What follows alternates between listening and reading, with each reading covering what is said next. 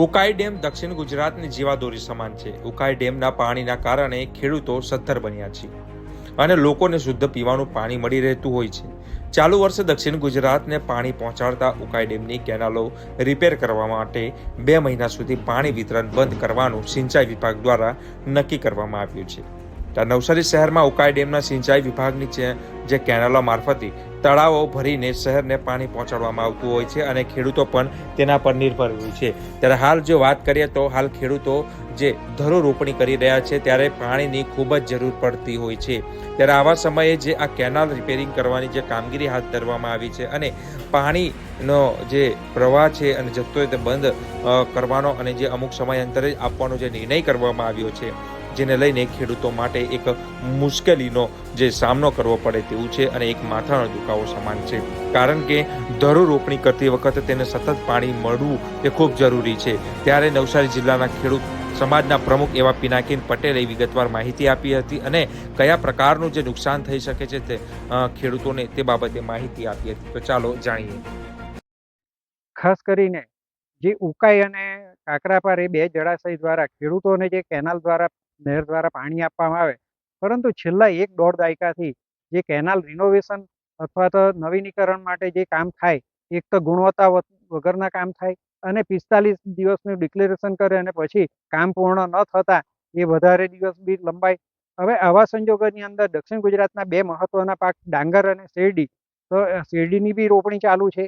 બીજી તરફ ડાંગરનું ધરુવાળ્યું ઉનાળા ડાંગર માટે તૈયાર કરવાનું, તો એમાં આટલા લાંબા સમય નહેરનું પાણી બંધ રહેવાને કારણે જે નહેર આધારિત ધરું તૈયાર કરે એ લોકોને મોટી મુશ્કેલી અને સમસ્યા.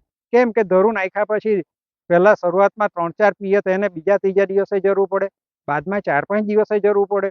તો આવા સંજોગોની અંદર આટલા દિવસ નહેર બંધ રહે તો ખેડૂતોને તેમજ જે પાણી દ્વારા નગરપાલિકા પાણી આપતી હોય પ્રજાને માટે, તો એને માટે મોટો પ્રશ્ન થાય. એટલે સરકારશ્રી અથવા તો વિભાગને એ જ વિનંતી કે અત્યારના આધુનિક યુગમાં 15-15 દિવસનું સેટિંગ કરે તો ખાસ કરીને ખેડૂતોને અને પ્રજાને બી એનાથી જે કંઈક મોટો અવરોધ આવે એ ઓછો થાય.